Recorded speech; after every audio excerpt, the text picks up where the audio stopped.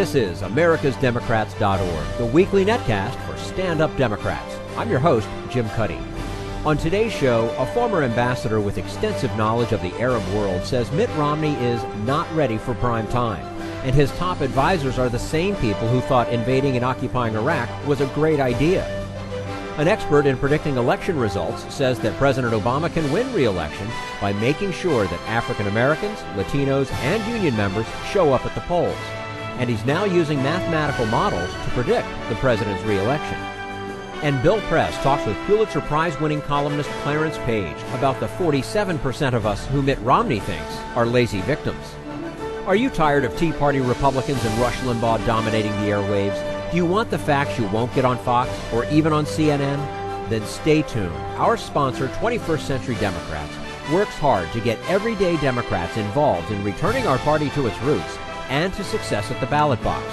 Sit back and listen, then stand up and fight, and follow 21st Century Democrats on Facebook for all the latest progressive news. We're glad you can join us. Former Ambassador Peter Galbraith assesses Mitt Romney's foreign policy expertise. The verdict? Not ready for prime time, and nostalgic for another century. Ambassador Galbraith adds that Romney's serial foreign policy gaffes calls his very competence into question. And joining us now on americasdemocrats.org, the weekly netcast for stand-up Democrats, Peter Galbraith, former U.S. ambassador to Croatia, where he was a champion of democracy and peace. He is the senior diplomatic fellow at the Center for Arms Control and Nonproliferation and is deeply knowledgeable about Iraq and Afghanistan. Ambassador Galbraith, thanks for joining us today on americasdemocrats.org. Well, very good to be with you. One of President Obama's strengths is his conduct of foreign policy. But will that even be noticed by voters in a campaign that seems to be based on economic conditions solely? There's no doubt that the election will be primarily about the economy. But President Obama's conduct of national security is a huge advantage. As the president observed in his acceptance speech, Mitt Romney and Paul Ryan are new to foreign policy, and Mitt Romney has stumbled all over the place. He suggested that it wasn't really worth expending a huge effort to go after Osama bin Laden. He took a foreign trip that was meant to burnish his credentials, and managed to antagonize the conservative Prime Minister of Great Britain on the subject of the Olympics, the one thing that you would have thought Mitt Romney would know something about. Mm-hmm. So it is. The issue is I mean, Americans do care about national security, but more importantly, President Obama's conduct of national security is a sign of his competence. And frankly, on Mitt Romney's conduct of it is a sign that he's not really ready for prime time. And that, I think, does and should cast doubt on his ability to be an effective steward of the economy as well. Will Romney's gaffes, in particular, when he did make that trip over to Europe and then over into Israel, will they have a real strong impact on voters, or then again does the economy trump everything else? Well, again, the economy is the dominant issue. The gaffes per se aren't going to influence very many votes, but they are a sign of something more basic, which is that he's really not ready for the job of president, of commander-in-chief, and that's not just on national security issues, but it would raises questions about his competence on domestic issues and on the economy. And some of the stuff that he said, one can be amused that he would go to Britain and criticize the preparations for the Olympics, which of course went off spectacularly well just days before they began. But on another point, he's described Russia as the number one strategic threat that the United States faces. I mean, this is nostalgia for another century. And he had an advisor, one of his top advisors held a press conference in which he described the threat from a country called the Soviet Union. And among the places that were threatened was a country called Czechoslovakia. And this is in 2012. You can't make this stuff up. Right, yeah. in fact, there are people in Hollywood that are just kicking themselves because they didn't come up with it first. One reason President Obama was elected was public disgust with the Bush administration's invasion of Iraq. What do you make of the fact that Mitt Romney has surrounded himself with almost all of the neoconservatives who drew up, executed, and misunderstood the Iraq adventure? Well, they were the people who advocated for the invasion of Iraq, and then they executed it with extreme incompetence. Our troops took Baghdad in 3 weeks, but then there was no planning for what would follow. And so we simply sat by and allowed the systematic looting of Baghdad, including all the government buildings that were essential to getting the country going again. And that set the stage for the insurgency that then cost another 4,000 American lives. So this isn't a small amount, a small thing. And the very people who failed to plan for the management of post-war Iraq are the people around Mitt Romney. And not only that, but they're the people who have advised Mitt Romney, who has gone ahead and said that the United States made a great mistake in pulling out of Iraq. Now, it has to be said that the agreement to pull out of Iraq in 2011 was actually negotiated not by President Obama, but by President Bush. And, it shows such a misunderstanding of the world to think that the United States could have stayed in Iraq against the will of the Iraqi government. And the Iraqi government, the one that George Bush made possible, wanted us out because it doesn't view the U.S. as its ally. It views Iran as its ally, and that is evident just this week in reports that Iran is using Iraqi airspace to resupply the Assad regime in Syria. We're speaking with Peter Galbraith, Senior Diplomatic Fellow at the Center for Arms Control and Non-Proliferation, also former U.S. Ambassador to Croatia. What if the anti-Muslim hawks who are advising Romney, notably John Bolton, wind up running the State Department or National Security Council? Well, I think we'll find ourselves in a somewhat similar position that we were in the Bush administration, which is to say, isolated from the rest of the world, going it alone. Now, that may sound great to some people. We're going to go it alone, and we won't. If allies don't want to come with us, well, it's our way or the highway. But frankly, that turned out to be incredibly expensive.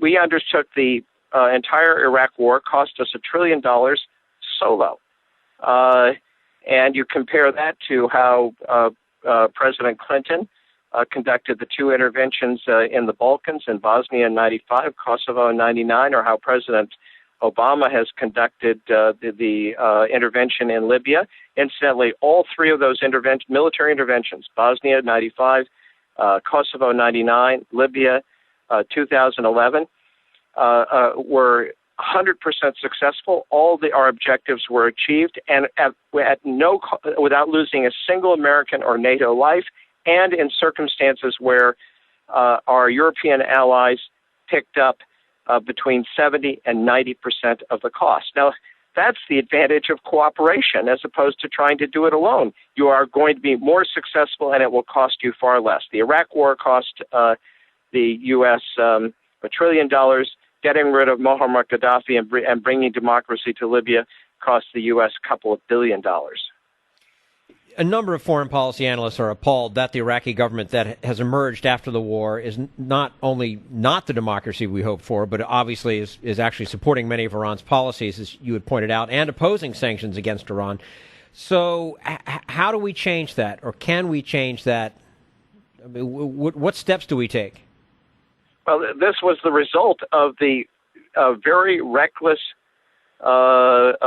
policies of George Bush, and the very people who advised Bush are the same people who are advising Mitt Romney.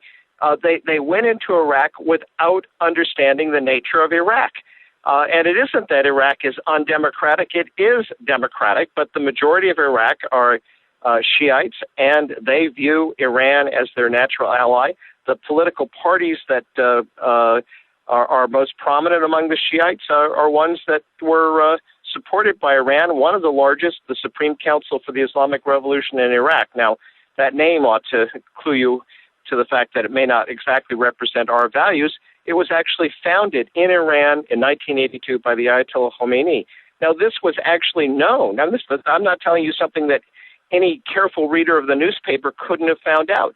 But the neocons who advised Bush and who are now advising Romney simply wished this away. They were fabulous. They ended up believing their own propaganda, and we ended up with this result. And frankly, it's not easily reversed. I mean, what are we going to go in and reinvade Iraq against a government that, in fact, does enjoy the support of a majority of the people of Iraq?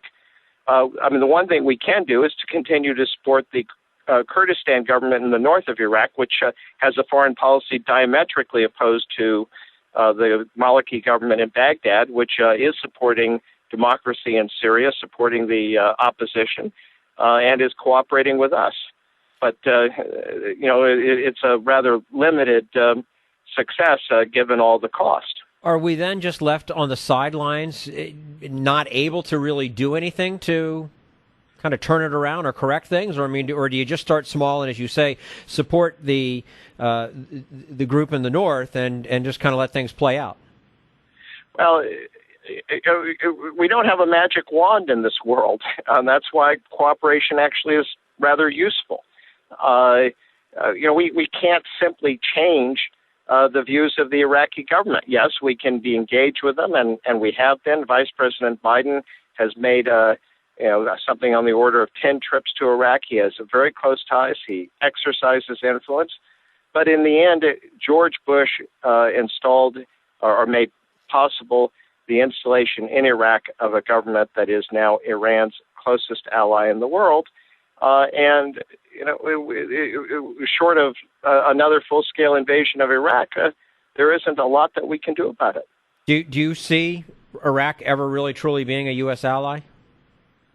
Only the Kurdistan region in the north is going to be a U.S. ally. Yeah. I think with the kind of careful diplomacy that President Obama has engaged in, we can have good relations with the government in Baghdad.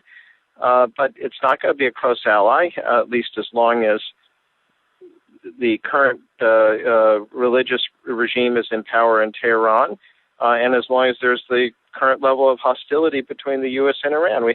Iran's right next door. America is far away. They are co-religionists. There is a sense among the Shiites that they have been oppressed for 1,400 years in Islam, and now they see this as their moment. And that's one of the reasons why the government in Baghdad and the government in Tehran don't want the Assad family to lose power in Syria, even though, in fact, it's not a religious government in Syria. It's a secular government, even though its tenets of Shia, of the Alawite faith is really quite different from the religion that's practiced in Iraq and Iran. Nonetheless, they identify it as Shiite, and they don't want to lose ground at a time that they're feeling that ascendant. And feeling ascendant thanks to George Bush. Mm-hmm. Again, we're speaking with Peter Galbraith, Senior Diplomatic Fellow at the Center for Arms Control and Nonproliferation, of course, former U.S. Ambassador to Croatia here on AmericasDemocrats.org. Afghanistan, Ambassador, given the increasing number of green-on-blue attacks on U.S. troops by terrorists wearing Afghani army uniforms, is the situation there just deteriorating? It is. The big problem in Afghanistan is that we had a strategy, counterinsurgency strategy, that requires a local partner.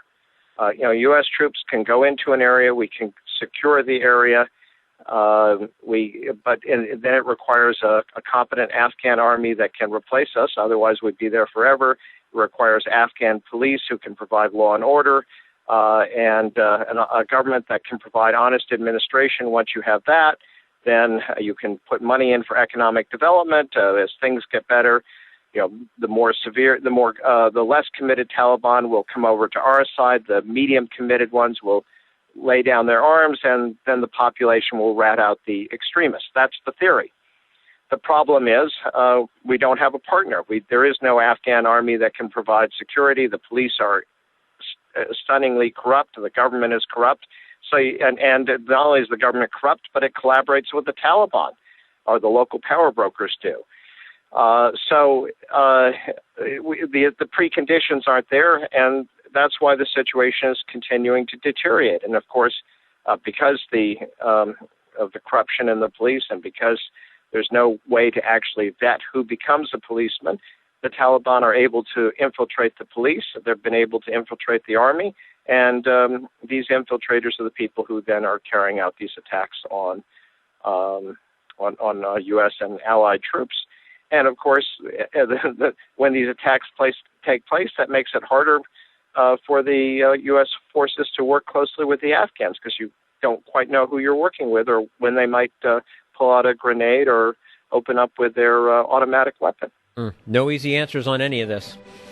Peter Galbraith, former U.S. ambassador to Croatia. He is a senior diplomatic fellow at the Center for Arms Control and Non-Proliferation, joining us today on americasdemocrats.org. Ambassador, thank you so much for your time today. We look forward to speaking with you again soon.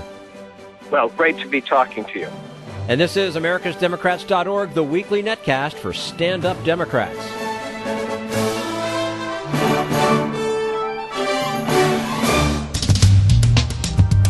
We want you to sit back and listen, but we need you to stand up and fight. Do you want to get involved and help get our party back to its roots and to success at the ballot box? You can make your contribution to Democrats for America's Future and help us keep this show going, and to elect Democrats who will stand up for democratic principles. Go to americasdemocrats.org and click on Donate at the top of the page. This is americasdemocrats.org, the weekly netcast for stand-up Democrats.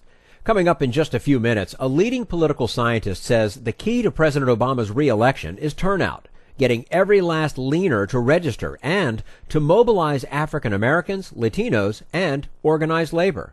But right now, we turn to Jim Hightower, America's #1 populist, for his common sense commentary. It's always refreshing to hear a multimillionaire tax dodger smugly disparage poor people. Mitt Romney is the multimillionaire's name, the man from Maine who says he should be our president. Well, not everyone's president. At a $50,000 a plate fundraiser in the Tony town of Boca Raton, Florida, Romney heaped scorn on the, quote, 47% of Americans who pay no income tax. These shirkers, Mitt declared, believe that they are entitled to health care, to food, to housing, to you name it. This from a man with 3 houses, 12 tax shelters in the Cayman Islands, and at least 1 secret Swiss bank account. He then asserted contemptuously that my job is not to worry about those people. And who are those people, who were dubbed lucky duckies by the Wall Street Journal for avoiding income taxes? The poor. Mostly they're Social Security retirees whose benefits are too low to be taxed, poorly paid soldiers in Afghanistan and single moms whose meager paychecks entitle them to a child tax credit, disabled veterans and workers who've been maimed on the job. Lucky duckies indeed. Yet, despite their poverty and Romney's snarkiness, they do pay lots and lots of taxes. Payroll taxes, federal fees, sales taxes, local and state assessments, etc. In fact, the poorest Americans pay a higher percentage of their income in state, local, and other federal levies than the richest pay. People making under $20,000 a year, for example, pay nearly a fourth of their income in such taxes, a far bigger percentage than Romney himself pays. This is Jim Hightower saying, meanwhile, Mitt didn't mention that there's one special group in the no-tax club he mocks: millionaires. Last year, some 4,000 households with income above $1 million paid 0 federal income tax. Where's his scorn for these real tax dodgers? Need an antidote to the progressive blues? Want some good news about how grassroots folks are rebelling against the corporate powers and winning? Well, here's an easy-to-swallow pill for you: the Hightower Lowdown. Hightower's monthly newsletter will give you the lowdown, even as it lifts you up. It's 4 pages a month, jam-packed with facts you can use, actions you can take, and Jim's own Texas humor, all for only $15 a year. To become a lowdowner, go to hightowerlowdown.org. This is americasdemocrats.org, the weekly netcast for stand-up Democrats. Emory University professor Alan Abramowitz uses mathematical models to successfully predict presidential election outcomes. Today, he tells us that President Obama must get his supporters to register and to vote, and hope the undecided stay home. Oh, and since our conversation with Professor Abramowitz, he has made his prediction. a 1.2 percentage point victory for the president. And joining us today on americasdemocrats.org, the weekly netcast for stand-up Democrats, Alan Abramowitz, who is the Alvin W. Barkley Professor of Political Science at Emory University. He's an expert on national politics, polling, and elections. He recently wrote an essay for the journal The Democratic Strategist, urging President Obama to forget about swing voters and instead get Democrats registered and then get them to the polls. Professor Abramowitz, thanks for joining us today on americasdemocrats.org. Glad to be with you. You've written that the best President Obama can hope for from independent voters is that they stay home on Election Day. Why is that? Well, I'm not really talking about all independent voters. What I'm really talking about is a subset of mainly independent voters who remain undecided in their candidate preference. And the reason that I made that argument is that the evidence from recent polling data shows that these undecided, mostly independent voters start out with a fairly negative view when it comes to the president's job performance. And having formed that sort of negative opinion, I think it's going to be difficult to change that. On the other hand, we find that many of them are not very energized and enthusiastic about voting this year. So perhaps the best thing that we can hope for with regard to that relatively small group is that they just don't vote. Are independent voters knowledgeable about the issues and the candidates, or are they just simply apathetic? Well, again, I think it's important to make a distinction here between two different types of independent voters. The larger group of independent voters are independents who lean toward a party. When you ask them a follow-up question, because many voters like the independent label, but when you press them a little bit harder, you find that many of them are so-called independent leaners. They are independent Republicans or independent Democrats. Those independent leaners actually are fairly engaged in the election and actually not that different in terms of their attitudes than partisans, than ordinary Democrats and Republicans. It's this other smaller group of independents, the sometimes called pure independents, independents without a party leaning, who actually are much lower in generally in political interest, engagement, knowledge, aren't paying much attention to the campaign, and are much more likely to remain undecided. And that's the group I'm really talking about. So does it just come down to, okay, what's the situation in this country come November? I mean, is that basically what's going to determine whether these people stay home or vote one way or the other then? It's a little hard to predict which ones will turn out and vote and whether they'll turn out and vote. It could be whatever's happening in the news. It could be influence of someone in their environment, a family member, a coworker, or something like that gets them out to the polls. But what we can predict is that the overall turnout of that group is going to be relatively low. Mm-hmm. It's among those who have a firm candidate preference that the turnout is much, much higher. In general, the less strongly voters feel about their preference for a candidate, the less likely they are to vote. We're speaking with Alan Abramowitz, Alvin W. Barkley Professor of Political Science at Emory University. If swing voters are relatively few in number, and if they lean against the president, what chances does he have of being reelected? And what does he have to do? Well, I think he has a pretty good chance of being reelected because the swing voters I'm talking about, again, are a relatively small group. And when we look at the division between those who have a candidate preference right now in the swing states, they tilt toward the president, not by a lot. But right now he does seem to have a lead. There was even some new polling data out just in the last 24 hours from some of the swing states. The NBC Wall Street Journal poll when they look at the swing state voters in particular, and then some polls of specific swing states that show the president ahead.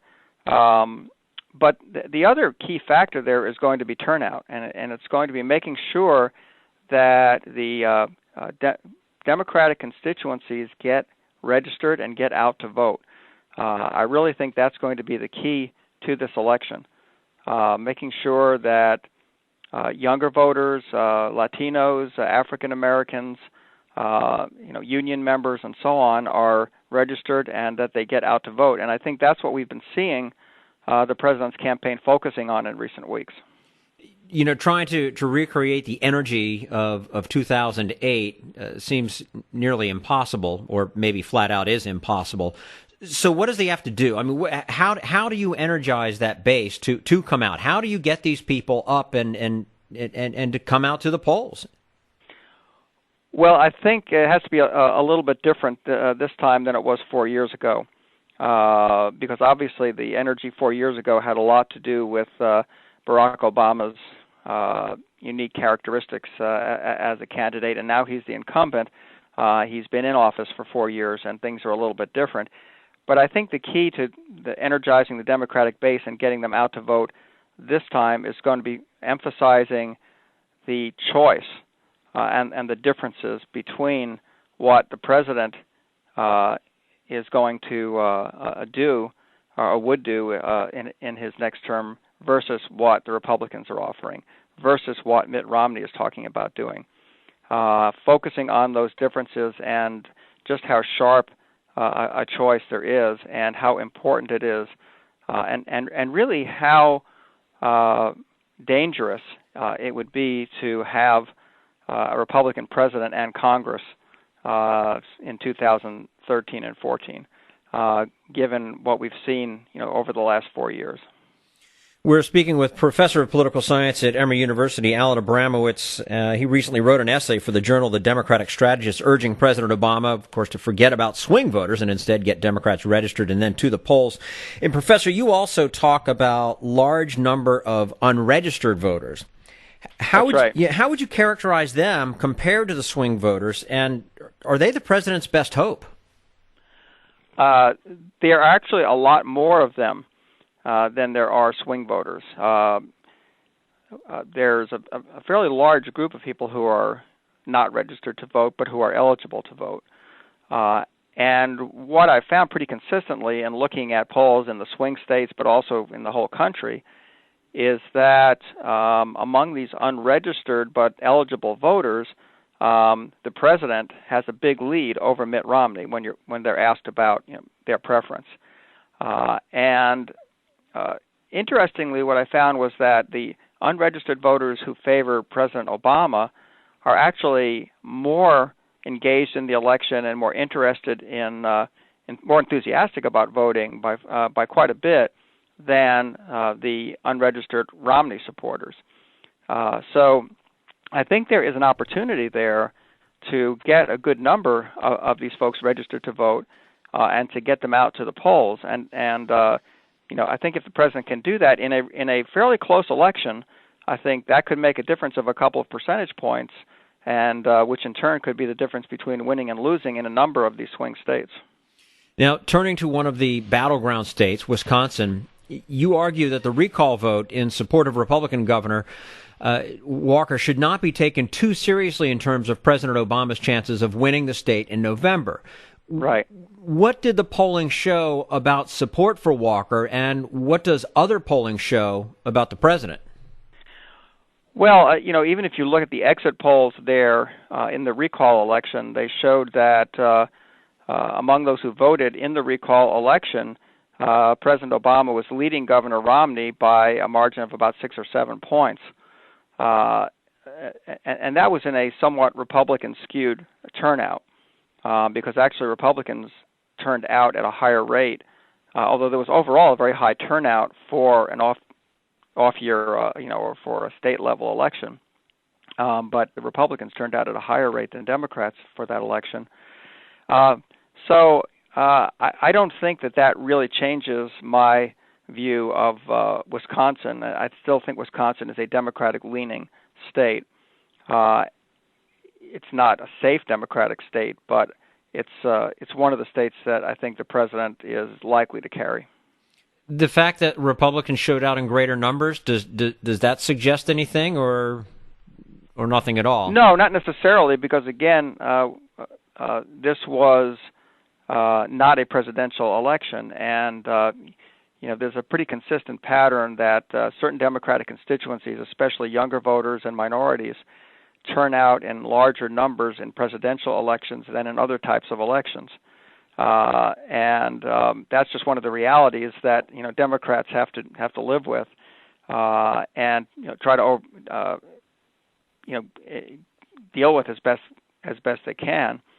So I think that the turnout will be different in the general election. I think we'll see a somewhat larger turnout of Democrats and minorities and younger voters in the presidential election. But keep in mind also, one of the things that really worked to Walker's advantage in that recall election is that there were a good number of voters who indicated that they were uncomfortable with the idea of voting to recall a sitting governor after only 2 years in office, and who felt that should only be done in the event of serious misconduct in office, not simply because of policy disagreements.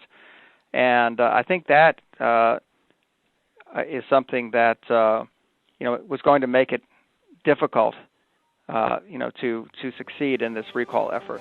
Okay. Alan Abramowitz, Alvin Barkley, professor of political science at Emory University. The essay that we've been discussing is in the journal The Democratic Strategist. Professor Abramowitz, thank you so much for joining us today on americasdemocrats.org. We look forward to speaking with you again soon. All right. Well, I've enjoyed it. Thank you very much. This is americasdemocrats.org, the weekly netcast for stand-up Democrats.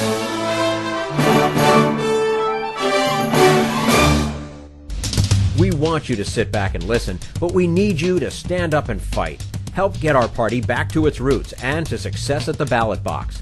Make your contribution to Democrats for America's Future to keep this show on the air and help elect stand-up Democrats. Go to americasdemocrats.org and click on Donate at the top of the page. This is americasdemocrats.org, the weekly netcast for stand-up Democrats. And now Bill Press talks with Pulitzer Prize-winning columnist Clarence Page about the 47% of us lazy moochers who populate Mitt Romney's America. We are still talking about, everybody is still talking about the infamous Mitt Romney video released by Mother Jones on Monday, released by its entirety, in its entirety, rather, a day later. And it seems that the Romneys themselves can't decide what the best response to it is. Mitt Romney says, damn right, that's what I said, and I stand by my remarks. But Ann Romney yesterday saying it was all taken out of context. I mean, what are reporters doing? Here they are again. Reporters taking this out of context. Reporters and columnists. But no, Clarence Page would never take anything out of context. The legendary columnist for the Chicago Tribune joining us this morning. Clarence, how you doing? Well, I'm doing fine. This is really remarkable because I can understand arguing out of context on something that happened months ago, but he has talked about it on Fox News that linked it with Neil Cavuto, and they're still saying it's out of context. No, exactly. And by the way, we've got the entire video, right? Remember they said, hey, release the entire video so we can see the context. Well, we see the context, and it's still amazing. What do you think this says, his comments say about Mitt Romney? Well, it says a lot about his view of the world and of average people. I hate that term, average people, but what can we say? Ordinary people. How about that? There you go. Ordinary Americans.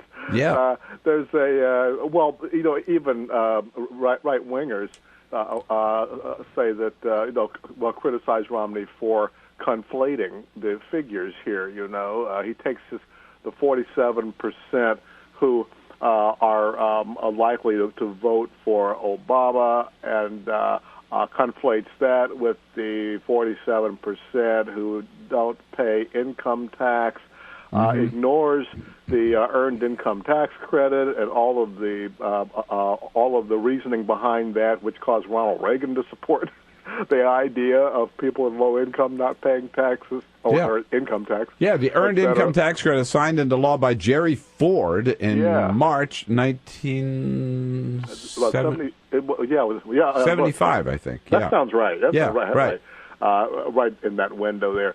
and expanded by Reagan, expanded again by Bill Clinton. This is this is Mitt Romney trying to reach out to the far right, even though we're barely more than a month away from the elections. It's just astounding to me, but it doesn't sound sincere. It sounds to me like this is back in May. It sounds like Romney was testing out lines with the right-wingers he wanted to reach in the wake of being pummeled by Newt Gingrich and the other Republican candidates. Yeah, good. Yeah, no, good point. Clarence Page, of course, with us. You can follow his work at chicagotribune.com or follow him on Twitter at CPTime. So, Clarence, here's my question.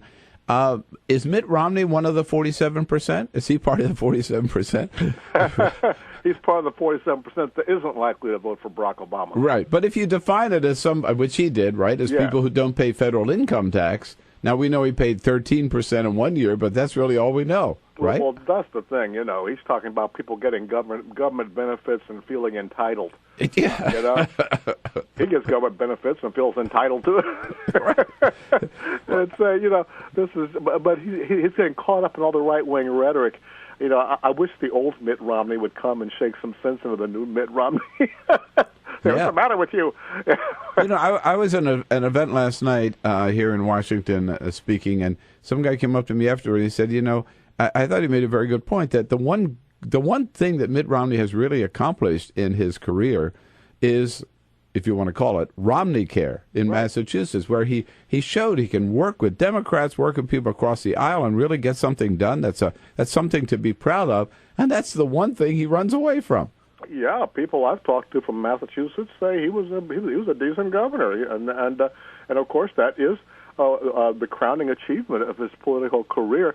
And I'm sure he was planning to run on that, don't you? Mm-hmm. I mean, yes. Back in those days, before the Tea Party emerged, before you had Barack Obama as president, and before the Republican leadership in Washington was in such disarray as it is now, then that would have made perfect sense for him. But he wouldn't have gotten through the primary. You could see he barely got through the primaries as it was, with the anybody but Romney movement coming at him from every side. And it's this is what's so frustrating for Republicans now is they see Romney doing badly in the polls, and they think, none of the rest of the candidates that they had could make it at all. Right, yeah. Gee, if we only had Rick Santorum or Michelle Bachmann or something. Now, no, that's the reporters you hear, Bill. Yeah. We're the ones who wish Michelle Bachmann or Santorum was up there. The gifts that keep on giving. But Romney's doing his best. Yeah. Now, Clarence, I have to ask you, as the chief columnist here for the Chicago Tribune, one of the many hats that you wear, the Chicago teacher strike, it is over. Kids are back in school. Who won that contest, Rahm Emanuel or the teachers? I think in the short term, the teachers won. In the long run, Emanuel will. But this is a contest that, in my view, Bill had no winners. It just had losers, which were the students, because they lost over a week in the classroom that they sorely need. The problem is the city doesn't have any money. In fact, I've been a journalist in Chicago since 1969 under the original Mayor Daley, Richard the First, and I have seen mayors come and go. And one thing they all have in common is that when the teachers want a new contract, they all go behind closed doors, and the mayors give them whatever they want to try to avoid a strike. And they used to have strikes so commonly that students would just expect them each fall, to be ready for another school strike. But for the last 25 years, they didn't have any, and that's largely because Richard II gave the teachers what they wanted. And now, they're so deep in debt from pensions, mainly the city and the state, that Rahm's probably going to have to close 100 schools now and lay off that many teachers. And we got to run along here, too, and get back to school ourselves. Clarence Page, my good friend, good to have you with us. Thanks so much for your time this morning, Clarence. Thank you. And in your insights, as always, Clarence Page. We'll be right back. That's all for AmericasDemocrats.org. Thank you to all who made today's show possible. Ambassador Peter Galbraith, Professor Alan Abramowitz, and the entire Bill Press team. And thank you for listening. If you liked what you heard, please get involved in our efforts to keep this show going and to elect Democrats who are bringing the party back to its roots. Go to americasdemocrats.org and click on Donate at the top of the page. And be sure to find 21st Century Democrats on Facebook. For americasdemocrats.org, I'm your host, Jim Cuddy.